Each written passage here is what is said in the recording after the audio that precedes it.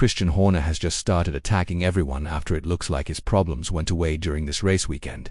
Just a couple of days ago, he seemed like he was going to get fired, but after someone apparently paid $1 million and the person complaining got suspended, Horner's problems seem to be over for now. This made him start going after anyone who doubted him, starting an investigation on Helmut Marko and now even saying that Max Verstappen isn't that important publicly. This happened when Christian Horner refused to say that Max Verstappen would never leave Red Bull, saying that no one person is more important than the team. This is the first sign that the troubled team boss might finally challenge the world champion's threat, as he feels that people trying to get rid of him are finally done. While Red Bull had a calm start to 2024, on the racetrack with back one to finishes led by Verstappen, there's a heated behind-the-scenes story that took a new turn in Saudi Arabia when Verstappen warned about what might happen if his mentor, Helmut Marko, left. The problem was about long-time special advisor Marko, who Verstappen is very close to, which might lead to Marko leaving even though he said he will stay for now. Verstappen got really upset when Marko's job at Red Bull was questioned. When asked about it after qualifying in Jeddah on Friday, Verstappen said clearly that if Marko left, he would think about his own future. He said this several times in a long answer and later TV appearances. He stressed that his loyalty to Marko is very strong, said that he has always made it clear that Marko plays an important part in his decisions, and even said that Helmut has to stay.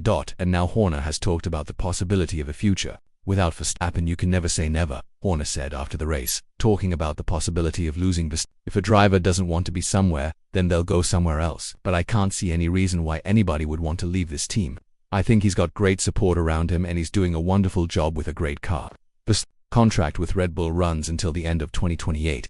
That contract will almost certainly include ways to leave early. But Red Bull must work to make sure he wants to stay rather than just waiting to see if he does. Verstappen wasn't interested in the bigger political drama at Red Bull that was until Marko became involved. Now that the competing groups are messing with his situation, it's important to see how it gets handled. Verstappen said after winning in Jeddah that what's important is that we keep the peace. Yet even if we give Red Bull the benefit of that doubt that the Saudi weekend ended with some kind of truce, it seems to be just a pause in the fighting at best, which is not the basis for a long-term solution.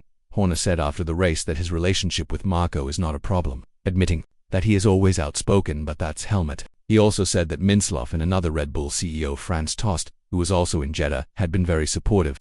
I'm aware of all the noise, but it hasn't distracted the team from the job, Horner said. We are one team. There's talk about Helmut now.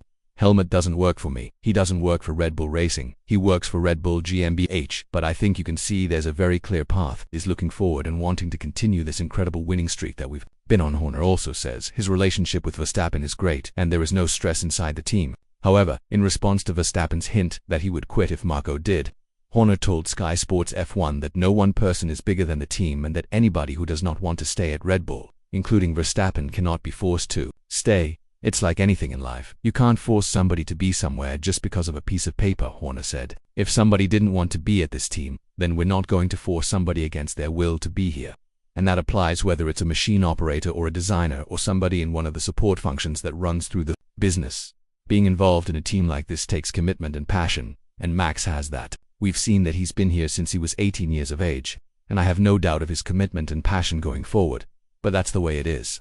It's full of a lot of praise and nice feelings as well as what may seem to be a general if someone wants to leave, they can statement, but this was a specific comment. He could have gone with a general phrase about Verstappen being under contract until 2028, but he chose not to, and Horner is usually careful with his words. Could it be that Red Bull, or at least Horner, believes Verstappen needs the team more than the team needs him, and so the risk of Verstappen walking away is worth it, especially since the car is good enough for another driver to win the title? The immediate downside of losing Verstappen is obvious. Without a doubt, the greatest driver in F1 right now would leave, hurting Red Bull immediately and helping a competitor if he stayed on the grid somewhere else. What are the good sides? Simply making Horner's position of power stronger may be a reason for him, and in some cases, it may help to relieve a great deal of tension. Furthermore, considering Verstappen's high pay, it would save them a large amount of money. It would be a risky move for Red Bull and Horner to lose a driver like Verstappen, especially considering what might happen. What do important technical leaders like Adrian Newey and Pierre Watch think of this? It's believed that Newey isn't really impressed and isn't fully behind Horner. So losing Verstappen could also mean losing the head designer. Over the weekend, respected German magazine Automotor on D-Sport said that Horner believes success at Red Bull is possible with people like Verstappen or Newey as long as he is still in control. If Red Bull loses its important people from this era of winning, It will be a dangerous real-world test of Horner's idea that no one is greater than the team, or as some might say, no one is greater than Horner's leadership. What Verstappen thinks of it is unclear, but his stance on Marco is obvious. When asked directly about Marco's involvement, Horner said, "Everybody has a role to play, no matter what that role is. This team's been incredibly successful. It's had tremendous stability for a long period of time, and that's been one of the keys to our success." Nonetheless, the possibility of Marco ultimately leaving and Verstappen preparing a dramatic transfer somewhere in revenge is less likely now that the peace seemed to have returned. Maybe Red Bull or Horner is willing to let it happen. That's Helmut Marko is still unsure about the whole situation. As said, corporate motorsport advisor Marko was investigated by Red Bull GmbH for leaking information, presumably related to Christian Horner's recent high-profile inquiry into suspected bad behavior with a female employee, but also on other matters.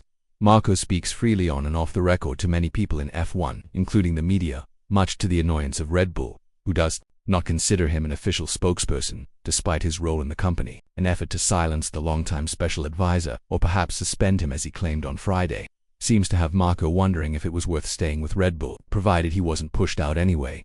On race day in Jeddah, Marko spoke with Red Bull executive Oliver Mintzlaff. This ended with Marko telling Sky Germany that they had a very good conversation and that he will continue in his job. However, Marko stressed that calm must be restored, which is currently not guaranteed. That means that while Marko's continued involvement with Red Bull prevents an immediate showdown over Verstappen's future, it is just covering up the cracks for the time being.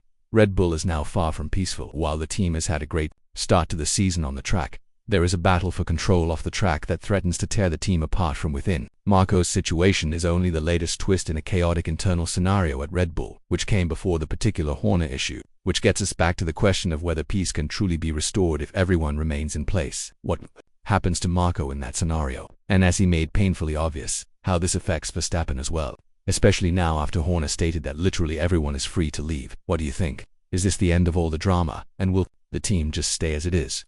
Let us know your thoughts in the comments down below.